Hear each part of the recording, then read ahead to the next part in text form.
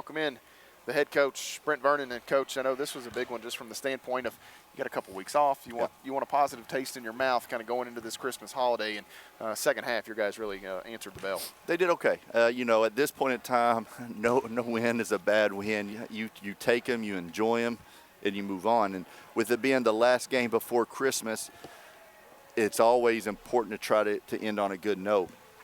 And I thought we did that. And, obviously a good margin victory for us and some good numbers on the stat sheet for us. And now we can have 2 days prior to everybody going home and spending a few too many days home. But that's just the way the schedule worked out. And we'll come back to work after Christmas and really, really hunker down and try to get better.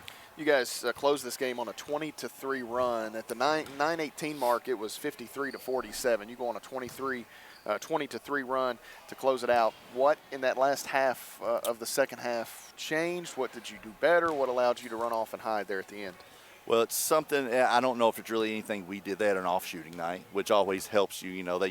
The guys were telling us through the layup line, Coach, that's a very good zone. And we did some good things for not practicing it very much. And it's something that we've decided that we have to throw out there some just to change a pace people. We've determined we've been a pretty good man-to-man team when we've started games. And then for whatever reason, about the last 25 minutes, we struggle. So now I think what we need to do is we've got to muck the game up a little bit. We've got to go from man to zone, back and forth. We put in a 2-2-1 press just to slow them down.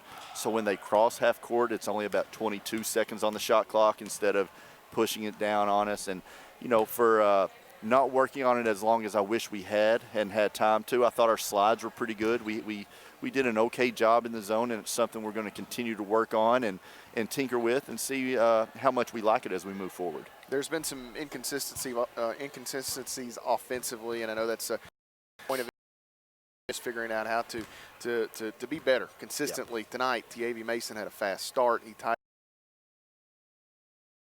again, and there was a spurt there, maybe 3 or 4 minutes. It seems like he posted double figures quickly and jumps up his new career best to 18. Those two guys were really good this evening. They were, and before the game, it's one of those. He's had a good year, but it's been up and down. As new players come to new programs, coaches, we try to figure them out. They try to figure us out. It's a whole bunch of different things. And I told him before the game, I think he's so key for us to set the tone. He can be such a dynamic player offensively, but I don't think he realizes how dynamic he can be on the defensive end. And I thought early on he did. He set the tone. He guarded the ball well. He did some things off the ball that really helped us.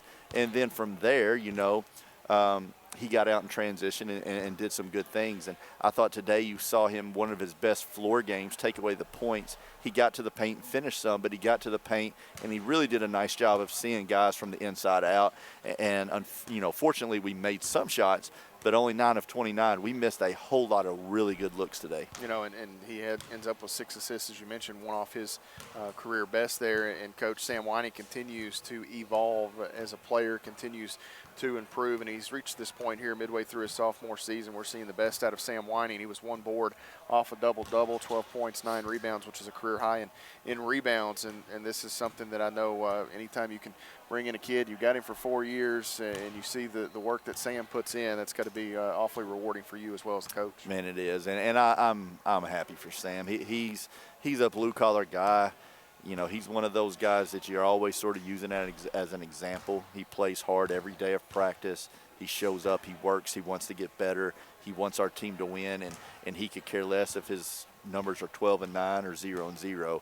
As long as that scoreboard's in favor of us, he's happy. So I'm proud of him. He's reaping a whole lot of benefits, and that's really good. And to take a step back, I wasn't excluding Richie. We talked about him a minute ago, and Richie's a guy the last 2 games has been good for us. He's been better and better in practice every day for the last 2 weeks. And, he's fought some adversity this year.